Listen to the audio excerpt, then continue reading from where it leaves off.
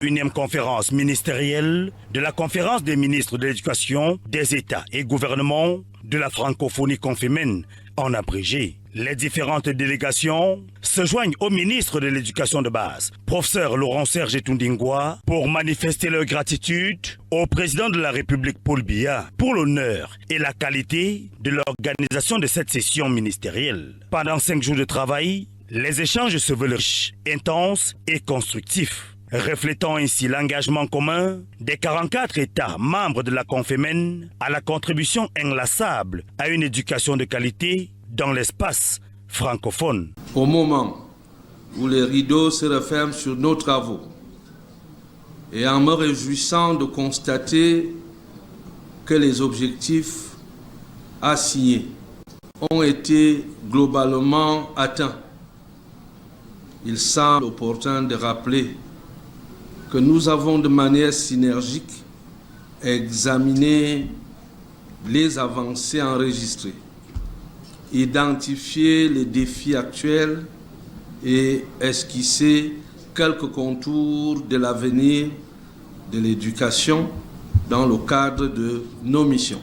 En soulignant la densité de nos échanges au cours des travaux, nous pouvons tous dire avec fierté que les discussions ont particulièrement été fructueuses, notamment en ce qui concerne les perspectives de transformation de nos systèmes éducatifs.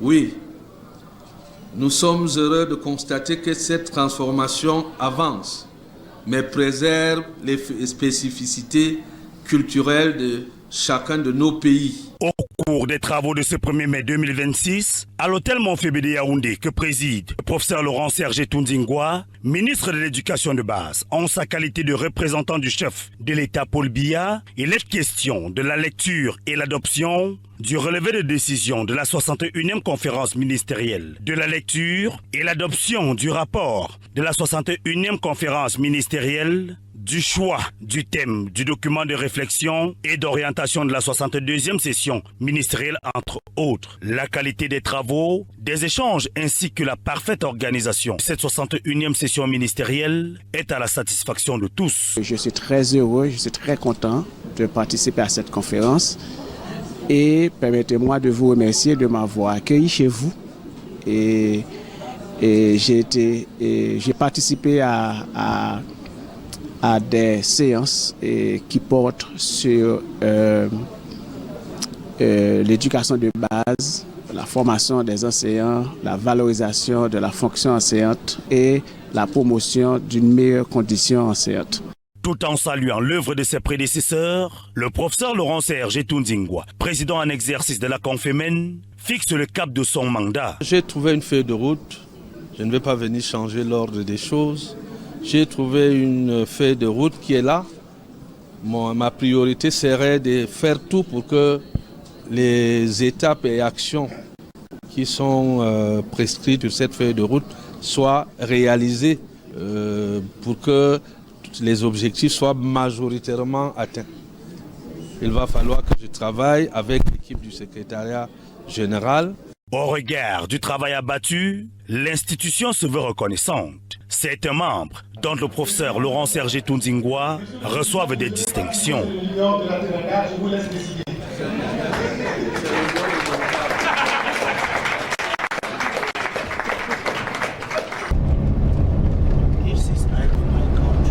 Les participants prennent ensuite la direction du musée national afin de s'enquérir et de contempler le riche patrimoine culturel camerounais. Retour sur le plateau, on a pris quelques minutes en temps additionnel. C'est jour de fête, Soulé l'a signalé tout à l'heure, journée à liberté de la presse associée à la fête du travail. Ce sera tout à l'heure dans la deuxième partie de notre dimanche. Monsieur Zé, soyons clairs, le ministre Ndongo a beau être sémiologue et chancelier et ne parle pas à 30 millions de sémiologues ou de disciples de lui, mais à 30 millions de citoyens qui ne demandent qu'à recevoir le message qui leur est adressé. N'oubliez pas que communiquer a des canons précis. Donc, de ce point de vue, il est inaudible et simplement, il est un démagogue. La question au professeur Est-ce qu'on est là dans une sorte de teasing pendant que vous vous apprêtez à répondre? Je voudrais que très rapidement on voit un peu ce que la presse consacre également en termes de teasing concernant Franck Biya. Très rapidement, le Grand Nord choisit Franck Biya. On voit quelques titres. Hein.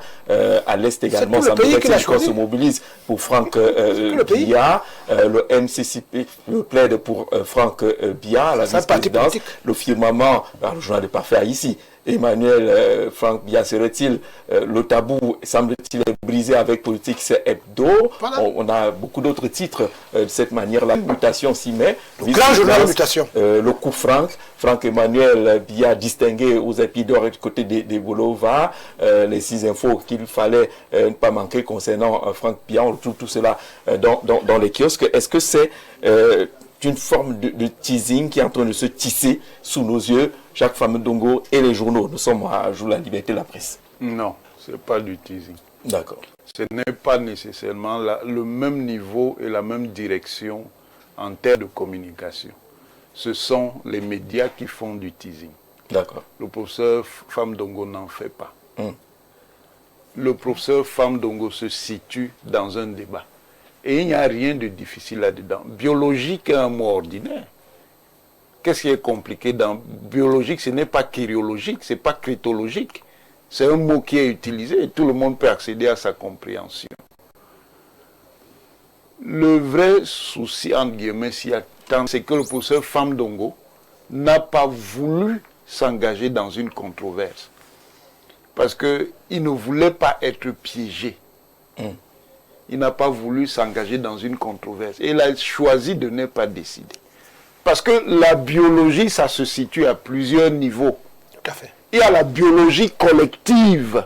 C'est-à-dire, dans une société, il y a des vieux, il y a des moins vieux, il y a des jeunes, il y a des tout petits. La biologie, ça se situe aussi à un niveau plus resserré, interindividuel. Par exemple, dans une famille. Vous savez qu'il parlait de quelle biologie? Ce n'est pas tranché. Est-ce qu'il parlait de la biologie collective ou il parlait de la biologie interindividuelle? Ce n'est pas tranché dans son propos. Et puis je vous ai dit qu'il n'y a pas de politique active sans biologie du vivant. C'est-à-dire qu'on ne gouverne pas des morts, on gouverne des vivants. On ne gouverne pas des morts. On gouverne des vivants. La biologie dont il est question, ce n'est pas la biologie des morts. C'est la biologie du vivant. Il peut vouloir vous dire que le président est d'un certain âge ou d'un âge certain. Et qu'on est dans un contexte où ce qui était tabou ne l'est plus complètement, puisque même dans le processus de révision, en activant ces mécanismes, on pose clairement le problème de la succession. Donc, celui qui remplacera le président sera probablement moins âgé ou certainement moins âgé. Maintenant, ça peut vouloir dire, mais il n'a pas choisi. Ça peut vouloir dire que le président va laisser un descendant, mais il n'a pas tranché. D'accord. Par contre, les médias tranchent. Et le paradoxe, c'est que c'est des médias même qui sont, entre guillemets, souvent de sensibilité oppositionnelle, qui tranchent, qui disent que c'est Franck. Mais c'est eux qui disent. Personne encore pour l'instant dit que c'est cela. Mais en le faisant, vous voyez que on s'inscrit dans un contexte de compétition entre les visions de qui peut être le vice-président. D'accord. François Bikoro, en résumé, on n'a rien dit. Finalement, moi je veux d'abord mettre un point d'honneur sur un autre professeur. Je vous ai dit que vous avez l'art de distraire les Camerounais. Le professeur Laurent Serge Etudungwa a dit quelque chose qui m'intéresse, moi, panafricaniste. Que le système mis par la colonisation pour éduquer nos enfants, que ce système est en train d'être remodélisé. C'est important. Très important. C'est important. Le vice-président est monté ses descendus de temps en temps. Le combat que nous avons, c'est que, comme on a dit avec les séminaristes, ils ont des comportements de séminaristes. L'éducation de base, c'est elle qui construit un pays, c'est elle qui permet la compréhension d'un certain nombre de concepts que nous disons en public. Deuxième chose, pendant que vous débattez sur le vice-président Franck Biya et le gouvernement de Soulou Noyolo, il a ramené ici des gens qui dépensent l'argent dans d'autres pays pendant une semaine. Ce pays a besoin que les gens viennent dépenser ici. Comme ça a eu le cas avec l'OMC. C'était l'OMC, non? Oui. Il y a eu le cas avec l'OMC, il y a eu l'eau. Je crois les gens qui dépensent l'eau en Afrique étaient au palais de congrès avec le ministre de Soba, je ne sais pas du choix comme ça. Là. Il y a des moments où il faut encourager ceux qui ne se distraient pas, qui ne restent pas au bureau en train d'attendre que, ouais, est-ce que je serai dans le prochain gouvernement? Il faut continuer à travailler parce que M. Biya, depuis 2020, vous montre qu'on peut travailler sans qu'on change de gouvernement. Donc c'est ce que je voulais d'abord dire. Maintenant, revenons à votre débat. Moi, je l'ai dit au départ que le professeur Jacques Famindongo est victime du fait que le niveau est très haut. Vous ne me l'enlèverez pas jusqu'à la fin du débat. On a dit qu'il s'adresse à 30 millions de Camerounais. Non, je ne sais pas, c'est très bien, mais moi j'estime. Maintenant, quand je comprends les gens qui ont été très loin à l'école comme le professeur, je me dis que il peut avoir une cible pour cette phrase-là. Parce que quand on sait bien parler, il peut aussi avoir une cible, peut-être que ça se bat. Maintenant donc, les gens qui veulent que cette cible soit atteinte se sont retrouvés dans les journaux. Le professeur Famindongo n'a pas dit que Biya sera remplacé par Franck, mais ils ont rapidement prolongé le débat. C'est là que peut se trouver donc les réactions que nous aurons, donc nous allons voir comment est-ce que les gens vont réagir. Comme on n'a pas pu démêler le tout prochain jour, on n'a pas pu démêler le jour dit. Moi, dès que j'ai décidé que Biya doit être un grand patriote et je défends ça, je vous ai dit, arrêtons-nous, comme tu as vu les professeurs, les trois professeurs là. Ils ont permis qu'on comprenne un pan de la manière de faire de M. Biya. D'accord. Et au lieu de nous dire, je vais nommer le gouvernement dans 2 jours, il dit les tout prochains jours. Comme la Bible que lit M. Elie Lobé. Où on dit que Jésus revient bientôt. Tu peux donner le nombre de jours de bientôt là? Non, pas du tout. Alors, reste dans ta foi et se comprendre un certain nombre de choses. Moi, je dis, vraiment, ça nous a permis ce dimanche. On sort de l'émission. Maintenant, pour la liberté de la presse, ils sont libres de choisir le président de la République comme ils le veulent. D'accord. Finalement, on ne retient rien de ce que Famindongo a dit. Je crois que tu as raison. M. Famindongo a parlé spécialement pour qu'on ne retienne rien. Et je considère que, n'en déplaise à M. Souleka, qui peut élever la voix ici sur tout le monde, au nom de bonnes mœurs, je retiens que d'abord il va falloir que tu te rases pour nous respecter. Je retiens que M. Famindongo, il n'est pas son premier coup d'essai. C'est quand même quelqu'un qui nous a dit que 10 gigas valait 50 gigas et puis non, voilà. 32. Voilà. Et mais c'est pas lui exactement. Et puis voilà. Tout le monde a trouvé ça ridicule et je ne vois pas pourquoi un intellectuel de haut vol s'arrangerait à avoir une parole qui est une parole à problème.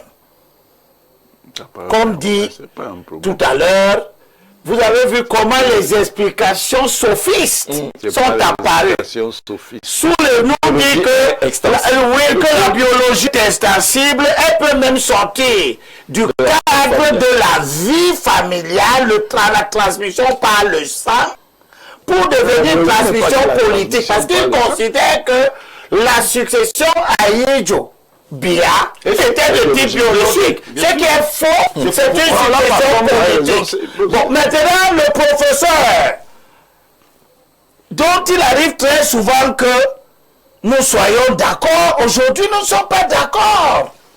La succession biologique, c'est ce qui se passe en Guinée équatoriale et qui est en téléchargement.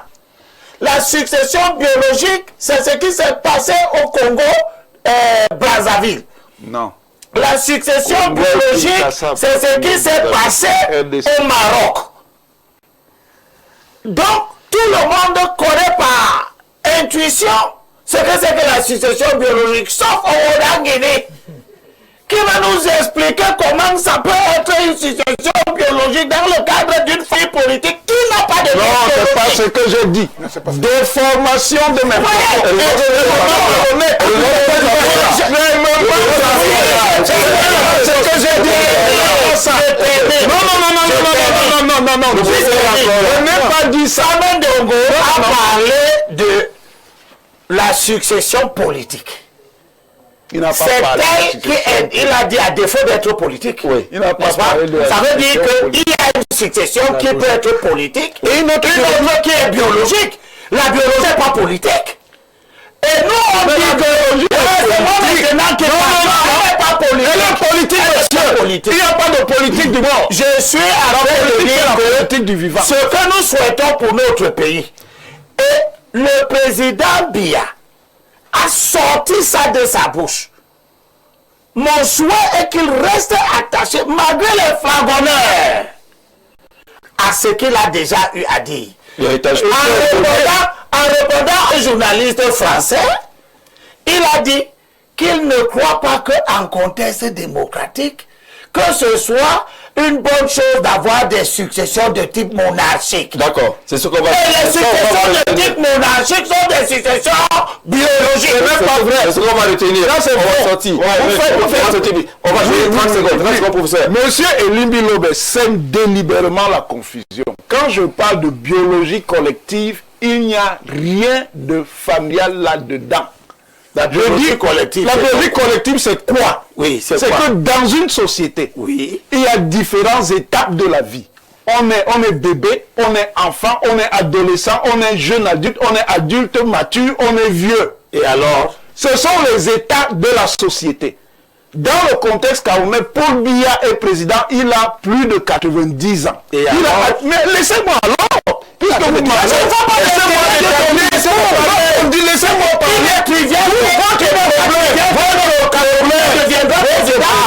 Là, c'est sorti. Ça, c'est Il n'est pas trivial. Votre président. votre problème. Ce n'est pas mon problème, c'est le président. Le problème. Laissez-moi parler. Je dis donc, la biologie collective, c'est ça. Donc, c'est ça la biologie collective. Mais il n'y a pas de biologie collective, monsieur. Mais c'est quoi? Je te demande. La biologie collective, c'est qu'il y a dans la vie, il y a différents états de la vie. Et donc, le président ayant un certain âge, on envisage sa succession, c'est probablement pour que quelqu'un de moins âgé soit président. Qui t'a dit ça? Qui t'a dit